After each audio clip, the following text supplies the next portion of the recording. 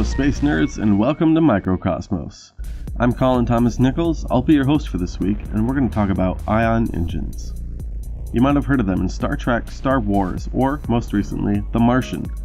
But these nifty blue glowing engines aren't just science fiction. They are a real technology being used and improved for spaceflight. Ion engines are a form of electric propulsion, and they create thrust by accelerating ions with electricity. Now, if you didn't know, ions are atoms or molecules where the total number of electrons is not equal to the number of protons, giving a net positive or negative charge. Typically, they use xenon gas, which has no charge, and is ionized by bombarding it with energetic electrons. These electrons can be provided by a hot cathode filament, which fall to the anode. Alternatively, electrons can be supplied by an oscillating electric field induced by a magnetic coil, which results in a self-sustaining discharge. Another cathode is placed near the engine, which helps direct the ions, preventing them from canceling the thrust or charging up the spacecraft. These engines are designed to take advantage of charge-mass ratios. The positive ions must be extracted by 2 or 3 multi-aperture grids. The ions are accelerated due to the potential difference between the first and second grids, creating thrust. The charge-mass ratio mentioned earlier means that relatively small potential difference can create high exhaust velocity.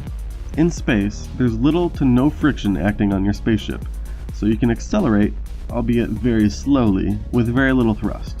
The advantage of electric ion propulsion is its fuel efficiency. Because of that all-important charge-mass ratio, ion thrusters run on virtually no fuel and all electricity. While this is an exaggeration, there is some truth to it. The ascent module of the LEM used just under 2.5 tons of kerosene and nitrogen tetroxide to get from the moon's surface to rendezvous with the orbiting command module. Had it used the same ion engine that's on the Dawn spacecraft, it would have only needed half a ton of xenon fuel. Nothing is ever without its disadvantages, however, and with ion engines, these tend to be extremely low thrust and extremely high electrical power required. They produce very little thrust. With current models, the highest output is around 450 millinewtons. That's 45 grams, or the weight of the amount of sugar in a 12-ounce can of soda. You can imagine, that much force pushing your ship forward will take a really long time to go where you want it to go. So you must also run your ion engines for long periods of time, typically hours, days, or even months to complete a maneuver. Compare this to chemical engines that complete a maneuver in seconds to minutes, and you can see where the disadvantage is. Because it takes a lot of electricity to ionize all of those atoms, ion engines can take 2.3 to 75 kilowatts depending on the model. For comparison, the International Space Station solar panels, which have as much surface area as about half an American football field, can generate a maximum of 75 to 90 kilowatts. So you could run your ion engine, you just might have to turn off your life support. So far, only robotic satellites and probes have used ion engines, the most famous ones being Dawn, orbiting Vesta and Ceres, and Deep Space One, which tested the N-Star engine and paved the technological path for Dawn. Specifically, the use of electric ion propulsion allowed the Dawn spacecraft to enter and leave orbit around Vesta, make course corrections, even after one of its reaction wheels unexpectedly shut down and the use of its hydrazine RCS systems was being conserved, and still put it into a stable orbit around Ceres, making it the first spacecraft ever to orbit around 2 separate bodies during its mission.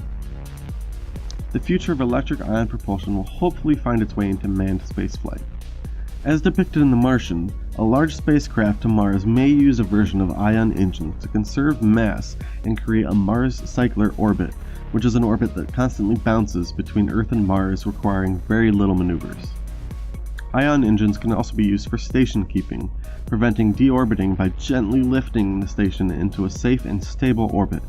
The high efficiency of the engines would mean you'd only have to refuel once in a great while. Well, I hope you liked today's episode of MicroCosmos. Be sure to like and subscribe to our Facebook page and our YouTube channel to stay up to date. Have a great week, everyone.